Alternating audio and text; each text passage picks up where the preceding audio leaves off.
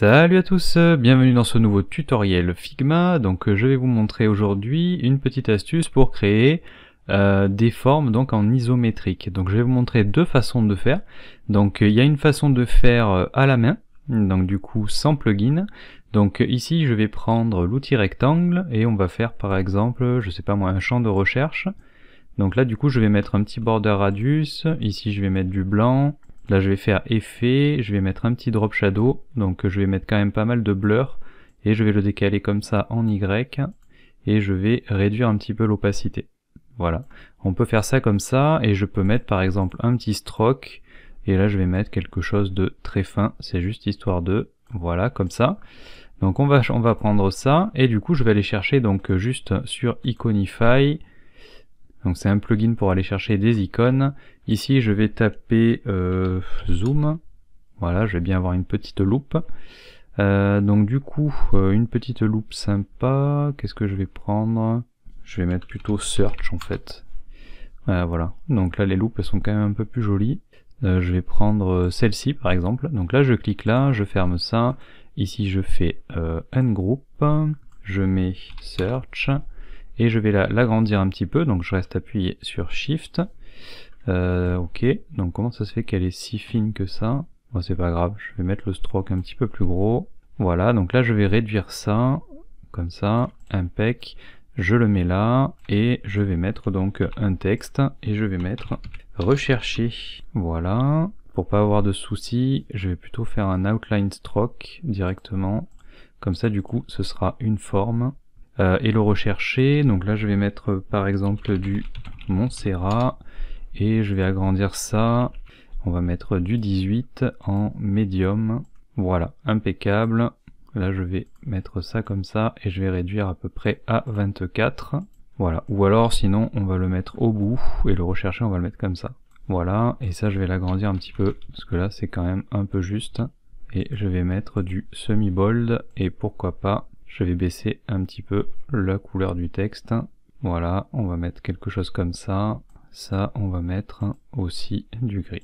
Donc là, du coup, j'arrive à avoir ça. Donc là, vous voyez que j'ai tout mon champ recherché, impeccable. Donc du coup, je sélectionne tous mes éléments. Je vais lui faire une rotation à moins 45 degrés. Donc là, je prends en haut ici, et je reste appuyé sur Maj. Donc ici, vous voyez que je tourne donc à 45 degrés. Donc là, je vais faire moins 45 degrés. Voilà, donc là vous avez ça. Donc là on n'est pas encore en isométrique. Donc maintenant ce qu'on va faire, c'est qu'on va faire un CTRL-G de tout ça. Donc là je vais appeler ça search bar par exemple. Et maintenant la petite astuce se situe en fait finalement sur la hauteur. Et en fait sur la hauteur, donc on va attribuer un pourcentage. On va mettre un 57,73%. Je fais entrer. Donc là du coup j'ai un petit souci juste avec le texte, mais je pense que je vais pouvoir le régler. Hop, voilà, impeccable.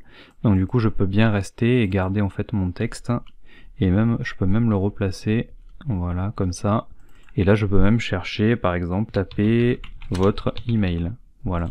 Et du coup je suis en isométrique et je peux comme ça donc changer en fait toujours le texte. Et vous voyez que ça fonctionne bien. Donc là du coup je suis arrivé donc à avoir quelque chose en isométrique directement sans plugin en tapant donc sur la hauteur de mon groupe 57,73%. Donc ça c'est hyper important. Donc d'abord la rotation à moins 45 degrés de vos éléments, ensuite vous groupez le tout, et de ce groupe là vous faites donc une hauteur de 57,73% et vous arrivez à ça. Donc là du coup on a quelque chose comme ça directement en isométrique. Donc maintenant je vais vous montrer juste une petite solution si vous avez envie de dessiner des formes en isométrique et pas forcément donc faire à chaque fois donc transformer avec le pourcentage etc. Donc je vais vous montrer une grille isométrique. Donc il y a quelqu'un qui l'a fait déjà sur la communauté de Figma. Donc vous allez sur la communauté et ici vous allez taper donc isométrique comme ça. Et normalement le premier vous avez donc isométrique grid. Vous cliquez dessus. Et en fait vous allez dupliquer. Donc qu'est-ce que ça veut dire dupliquer? En fait c'est pas un plugin, c'est un fichier que la personne en fait qui l'a créé vous met à disposition. Et quand vous faites dupliquer, en fait ça vous l'ajoute à votre Figma. Donc après vous y avez accès et finalement vous pouvez l'utiliser comme vous voulez. Donc là vous faites dupliquer. Et normalement ça vous l'ouvre et en fait vous aurez maintenant ce fichier là dans votre Figma et vous n'aurez pas besoin d'aller le dupliquer à chaque fois. Donc maintenant, moi ce que je vais faire juste un CTRL-G de tout ça. Je vais faire un petit cadenas, voilà, comme ça. Et maintenant, je vais zoomer, et vous voyez ici que j'ai ma grille isométrique. Donc c'est-à-dire que si j'ai envie de dessiner quelque chose, je prends la plume, par exemple, et je vais pouvoir donc dessiner. Donc là, je me mets par exemple à cet endroit-là. Hop, je fais ça. Là, je vais trop loin. Donc là, je fais ça comme ça, et je ferme ma forme. Je fais Done.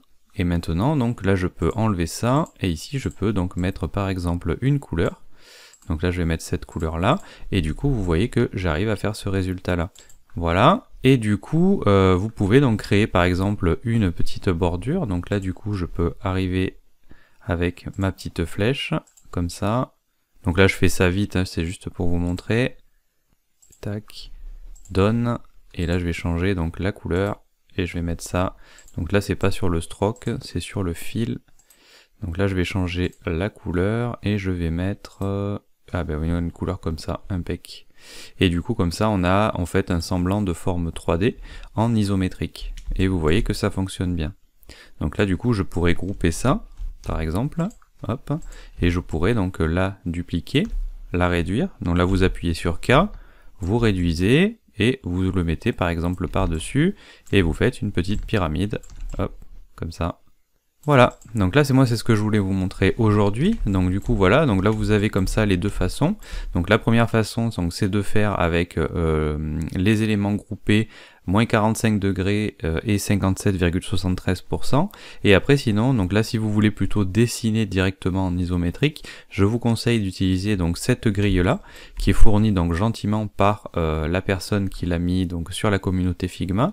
Et comme ça vous pouvez donc dessiner directement et faire donc une petite illustration par exemple en isométrique. Voilà, donc écoutez, ce petit tutoriel est maintenant terminé, donc j'espère que ça vous aura plu et que ça vous donnera donc des idées pour vos prochaines illustrations. Donc si vous voulez en savoir plus sur le logiciel Figma et que vous voulez apprendre à créer des maquettes web, je vous propose donc d'aller sur tuto.com, vous allez donc sur mon profil et vous choisissez donc Figma dans le menu déroulant et vous avez donc plein de tutos qui sont proposés puisque j'en fais donc depuis un petit moment, et vous pouvez donc apprendre à créer donc des landing pages, des sites complets, des portfolios, des petits tutos aussi sur des petits exercices par exemple, quand par exemple dessiner un cœur animé au clic, utiliser les images dans Figma, etc. etc. Donc si Figma vous plaît, n'hésitez pas donc à aller faire un tour donc sur ma page profil et sur mes tutos donc Figma. Allez, je vous dis donc à bientôt pour de prochains tutos, de prochaines formations sur tuto.com. Allez, bye.